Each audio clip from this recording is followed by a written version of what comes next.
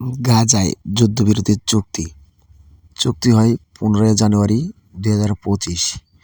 চুক্তি কার্যকর হয় 19 জানুয়ারি 2025।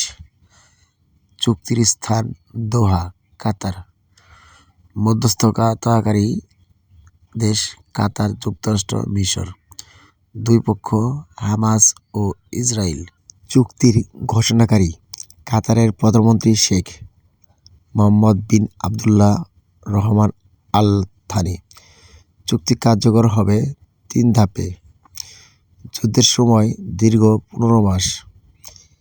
ইসমাইল হানিয়া শহীদ হন 31 জুলাই 2024। ইয়াহিয়ার সিনওয়ার শহীদ হন 16 অক্টোবর 2024। হামাসের বর্তমান নেতা খলিল আল হাইয়া।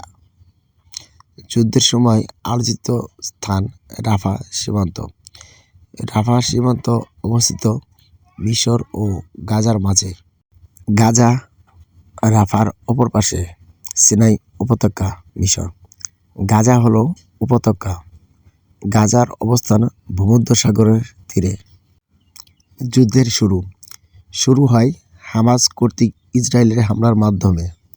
হামাসের অপারেশনের নাম আল আকসা ফ্লাড। সময় 7 অক্টোবর 2023।